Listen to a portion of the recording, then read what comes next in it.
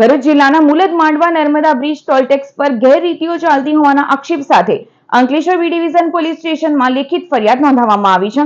સુરતના સરથાણા વિસ્તારમાં રહેતા સામાજિક કાર્યકર રાજેશ ભોળા રામાણી દ્વારા આપવામાં આવેલી અરજીમાં જણાવાયું છે કે ટોલટેક્સ પર કાર્યરત કેટલાક પરપ્રાંતીય તેમજ સ્થાનિક કર્મચારીઓ વાહન ચાલકો સાથે અભદ્ર વર્તન કરી નિયમ કરતા વધુ રકમ બળજબરીથી વસૂલતા હોવાના આરોપ છે। ફરિયાદ અનુસાર ઓવરલોડના બહાના હેઠળ વાહન ચાલકો પાસેથી વધારાની રકમ લેવામાં આવે છે તેમજ કેટલાક કર્મચારીઓ ચાલુ વાહનો પાસે જઈ જોખમી રીતે વસૂલાત કરતા હોવાને કારણે અકસ્માતની શક્યતાઓ વધે છે અને જાહેર સુરક્ષા જોખમાય છે। અરજદારે વધુમાં આક્ષેપ કર્યો છે કે ટોલ પર કામ કરતા કેટલાક કર્મચારીઓનું પોલીસ વેરિફિકેશન કરવામાં આવ્યું નથી તેમજ ટોલના નિયમિત દરોનું પાલન થતું નથી। સ્થાનિક વાહન ચાલકોને મળવાની રાહતનો અમલ પણ ન થતો હોવાનો ઉલ્લેખ અરજીમાં કરવામાં આવ્યો છે। વારંવાર આવી ઘટનાઓ બનતી હોવાને કારણે સમગ્ર મામલે આયોજનબદ્ધ ગેરરીતિની શંકા વ્યક્ત કરી ટોલના મુખ્ય કોન્ટ્રાક્ટર સામે પણ તપાસ કરવાની માંગ ઉઠાવવામાં આવી છે।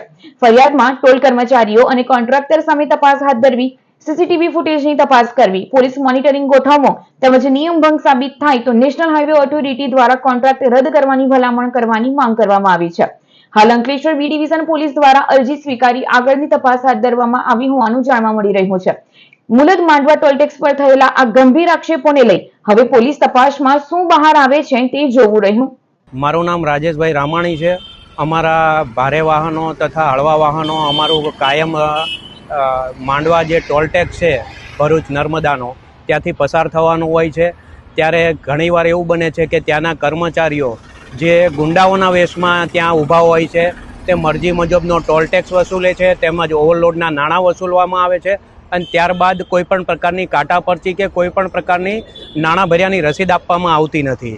જ્યારે આ રસીદ કે કંઈ માંગવામાં આવે છે ત્યારે ડ્રાઈવરો સાથે બેહુદું વર્તન કરવામાં આવે છે, ગાળો બોલવામાં આવે છે, મારપીટ પણ ઘણીવાર કરી લેવામાં આવે છે અને વાહન સાથે ટીંગાઈ જાય છે વાહન ઊભું રાખવા માટે।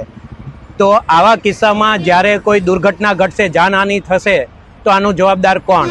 મારું નામ વિજયભાઈ રામજીભાઈ ખોટ, હું સુરતનો રહેવાસી છું અને ટ્રાન્સપોર્ટનો ધંધો કરું છું।